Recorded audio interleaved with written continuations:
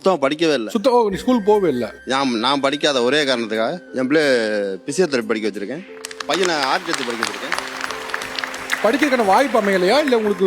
படிக்க அப்போ வசதி இல்லை, நீ என்னத்தை படிக்க, வாய்ப்பு இல்லை, இப்போ ஆடு மாடு மேய் அப்படின்னு சொல்லி என்னை தட்டி கழிச்சிட்டாங்க. அப்படின்னு பயங்கர கஷ்டப்பட்டேன். ஹோட்டலில் வேலை பார்த்தேன், மூட்டை தூக்குனேன், ரிச்சா ஓட்டினேன், கை வண்டி இழுத்தேன். தீபாவளிக்கான பெட்ஷீட் வியாபாரம் பண்ணுவேன். தீபாவளிக்கு நைட்டு கடை போட்டு தீபாவளிக்கு 2 நாளைக்கு 3 நாள் வந்து பெட்ஷீட் வியாபாரம் பண்ணுவோம் சார். 3 நாளுமே அங்கே கடைவீதியிலே தங்கிடுவோம், அங்கேயே இருந்திருப்போம்.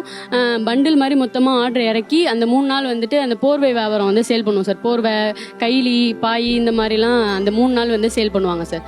அது இல்லாமல் அப்பா வந்து பழைய எறும்பு விற்பாங்கல்ல சார், பழைய எறும்பு வாங்கி விற்பாங்கல்ல, அந்த வேலை பார்த்தாங்க. ட்ரம் விற்கிறது நீங்கள் சொல்லவே இல்லையே சார் நீங்கள்.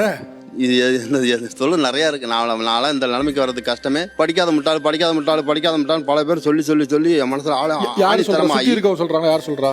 எங்கள் அண்ணன் எங்கள் தம்பியெல்லாம் சொல்லியிருக்காங்க, படிக்காத முட்டாள், உனக்கு வேட்டி கட்ட தெரியாது, காலுக்கு செருப்பு போட தெரியாது, நடக்க தெரியாது. அப்பா வந்து ஃபேன் ஷர்ட் போட்டாலே அவங்கலாம் வந்து வித்தியாசமாக பார்ப்பாங்க.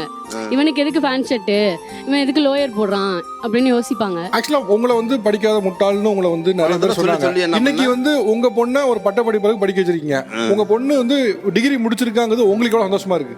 எனக்கு அதோட சந்தோஷமே இல்லை. அடுத்த செகண்ட் நான் முடியாமல் தவறிட்டாட எனக்கு சந்தோஷம் தான்.